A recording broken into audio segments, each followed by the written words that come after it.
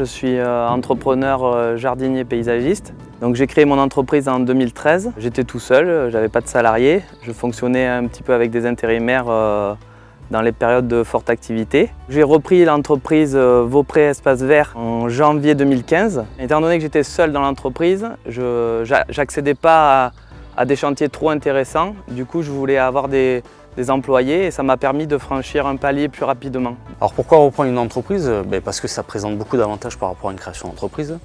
Le premier, c'est de partir avec un existant vis-à-vis de la clientèle et donc de reprendre un fichier client déjà présent dans l'entreprise, d'un savoir-faire de l'entreprise artisanale et surtout du dirigeant de cette activité artisanale. Je me suis décidé à céder mon entreprise en 2013 quand mon fils qui travaillait avec moi et m'avait annoncé qu'il souhaitait reprendre l'entreprise.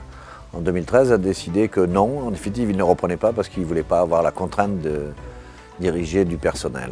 À ce moment-là, j'ai décidé de mettre en vente. J'ai rencontré physiquement Guy Vaupré lors d'une formation certifito au lycée Louis Giraud Carpentras-Serres.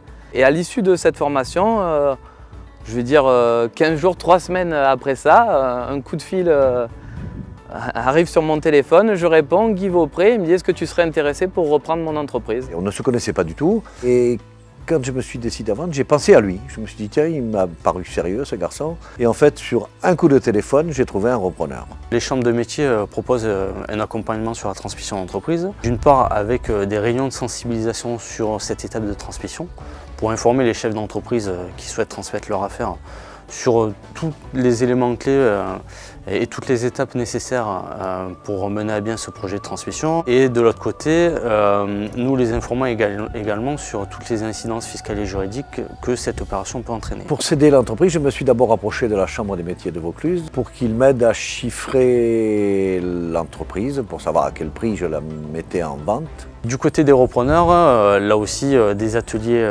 spécifiques peuvent être proposés avec une préparation à l'émergence du projet.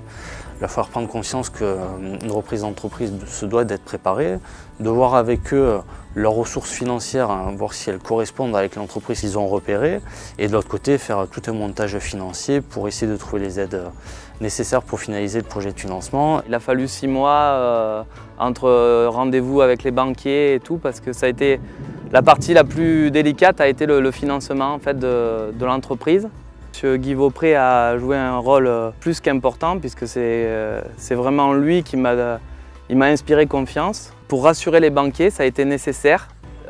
Guy Vaupré m'a fait un crédit vendeur. Depuis le départ, on a toujours eu une très bonne entente et ça continue encore à ce jour. On se voit régulièrement, même quand j'ai besoin de conseils, j'hésite pas à l'appeler et il est là, il répond présent.